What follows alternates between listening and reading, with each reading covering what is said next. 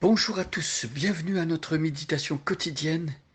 Eh bien, ça y est, on y est. Nous sommes aujourd'hui, en ce dimanche, nous sommes au cœur du message chrétien. C'est la fête de la résurrection, c'est la fête de Pâques. Alors nous nous souvenons, hier nous avions vu quand ce samedi saint, entre la crucifixion et la résurrection, il y avait un moment d'attente, un moment de tristesse, parce que les disciples ne comprenaient pas encore l'ampleur des paroles de Jésus et que Jésus allait accomplir finalement toutes les prophéties qui ont été faites à son sujet, qu'il allait vaincre la mort, qu'il allait finalement revenir à la vie, triomphant, et annoncer justement cette bonne nouvelle qui est l'Évangile. Alors aujourd'hui, nous allons regarder dans le chapitre 20 euh, les... nous allons regarder donc les 10 premiers versets.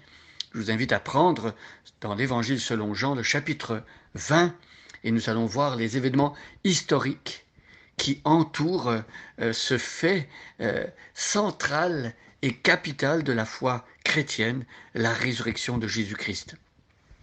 Je lis dans la version Louis II.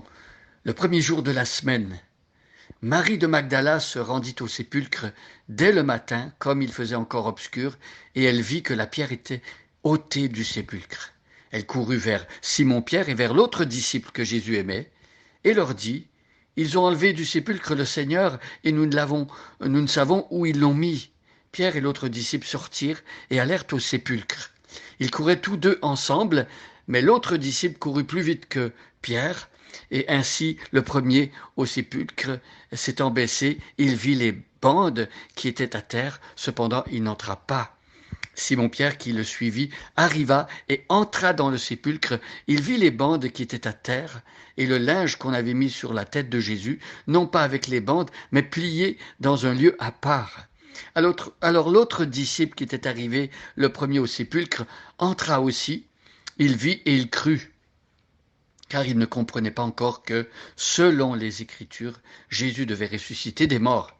Et les disciples s'en retournèrent chez eux. Nous arrêterons ici, mais voyez ici l'événement de la résurrection. C'est glorieux.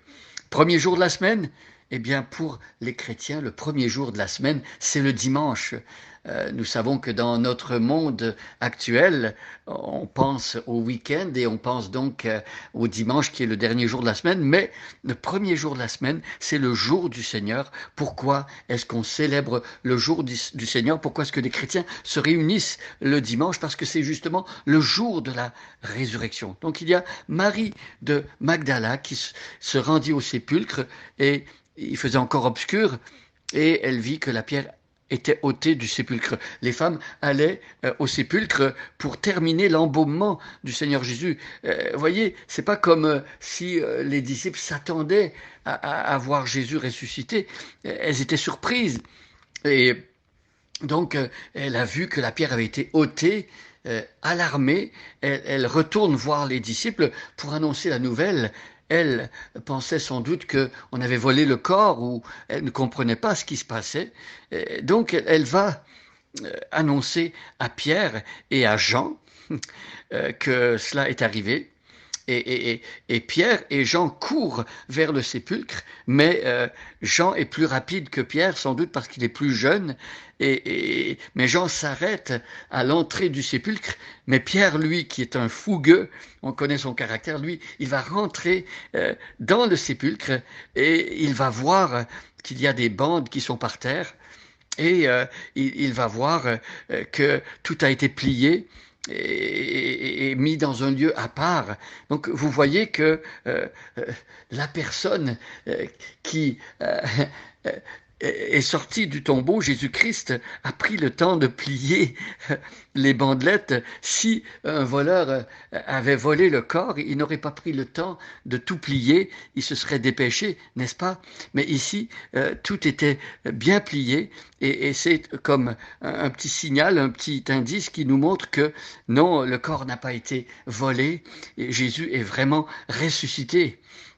Et donc, les disciples ne comprenaient pas encore que selon l'Écriture, Jésus devait ressusciter des morts. Jésus l'avait annoncé et c'était prophétisé.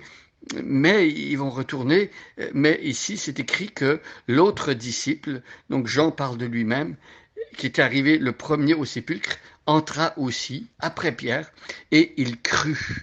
Jean a cru en la résurrection, parce qu'il avait les preuves, parce qu'il avait tous les indices, tout concordait, les paroles de Jésus, la scène, les bandelettes qui sont pliées, et c'est la preuve que Jésus était vraiment passé de la mort à la vie, Jésus qui avait vaincu la mort comme il l'avait annoncé.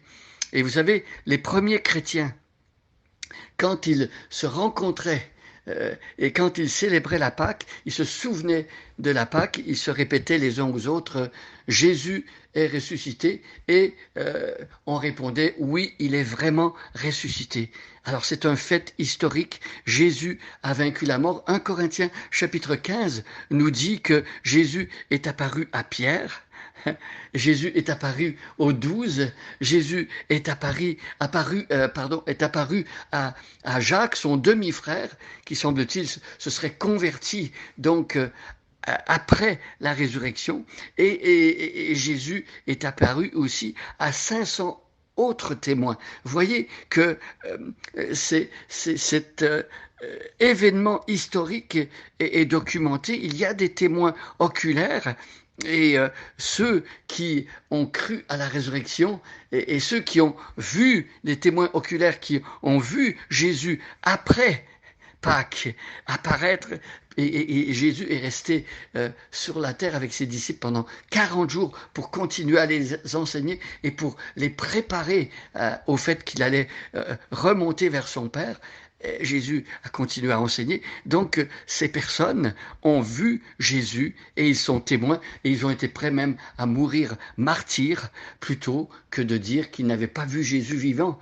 Vous voyez, la force de la foi chrétienne, c'est que c'est un événement historique et tous ceux qui ont cru en cet événement de la croix, la mort de Jésus-Christ pour les péchés et la résurrection pour donner aux croyants une vie nouvelle, ben, tous ceux-là ont effectivement vécu une transformation profonde dans leur vie. Ils ont reçu le Saint-Esprit et ils ont eu le courage d'affronter les pires oppositions et leur vie était tellement forte en transformation et leur foi tellement vivante et joyeuse et courageuse que beaucoup de personnes, même des tortionnaires qui ont vu ces chrétiens accepter l'opposition et parfois même le martyre, ont été bouleversés et se sont convertis eux-mêmes.